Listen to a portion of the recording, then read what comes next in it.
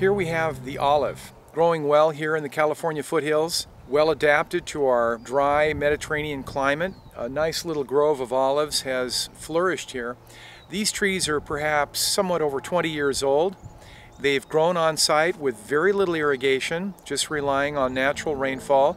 Of course, they did receive some irrigation at the beginning to get them established, but now that they've taken, they're being grown as dryland trees. They're high ornament trees in the background of the landscape, and they're performing very well on site. We're still calling this somewhat of a juvenile stage. Certainly the tree is not mature. It can get much larger than this in time, and it has had some early training. Had the tree received no pruning at all, we might have a dozen or 20 trunks all rising up together in a very complex bush-like form.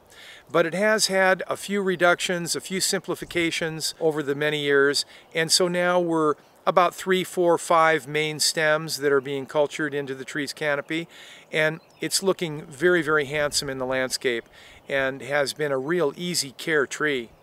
By now in the tree's life, we should have selected all of the main stems and trunks and the final scaffold structural form that the tree is going to grow into.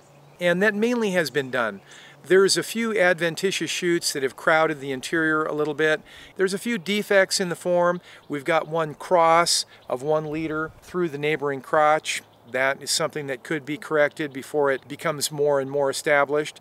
But the tree has about 4 main leads, which is a good form for the olive. The multiple trunk form is natural to the olive, and I think perhaps the best cultured form as an ornament tree in the landscape. We don't want the tree to be chaotic. We'd like to lift it off of the landscape so it isn't in a low, crowded shrub form, but gradually bring it into the full tree form. And so that's what's being done with this tree. It, like I said, hasn't been pruned in years, perhaps 10 years, and so it's time to come back on this tree and do a little simplification, a few corrections, removal of defects, and training into our final structural skeleton of the tree's bones. There we go. There's a good cut. So this is what we're removing from the tree, the accumulation of this dead tissue. The tree is directing the pruning, you could say. Whatever the tree has withdrawn energy from, those are our initial cuts. Those are the first round of targeted cuts we would like to make. First, let the tree tell us what it would like. Then we can continually assess as we progress through the pruning. We can then look to issues of balance and form and density and symmetry to the tree. So we let the tree really dictate that first round of targeted cuts. What would the tree like to be free of? From the tree's point of view, the tree would like to lose all of the dead tissue. Deadwood takes up some of the tree's canopy volume, and the deadwood interferes with the emergence of live tissue. So when we remove dead tissue, we allow the tree to use that surplus energy that is not being wicked away into dead tissue and spend it, invest it into living tissue. All this deadwood is very low and interior in the canopy. As we look up the tree, we notice that we have no dieback in the leading tips. All of the dead tissue is falling into the category of shade out dieback. This is a question mark branch right here. You can see this leader would like to rise out of the center here and cross through this rather substantial crotch in the tree's form. This may be an excision that we will eventually make because of the crowding, the density, and the bark contact that we're getting in this structure. But it's a fairly significant structure. I'm not sure we're going to remove it today, but perhaps we'll simplify it today with the eye that eventually we will excise that out of the tree's canopy.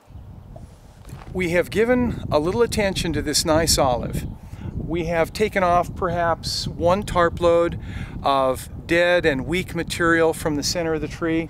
The upper crown is all vital and healthy and alive, nicely complex and compact. We feel the tree has a great future, can last here indefinitely. It's an easy care, long-lived tree, an extraordinarily long-lived tree. Even over 1,000 years or even over 2,000 years is possible for the species. So it's a tree you want to plan for the longest possible context.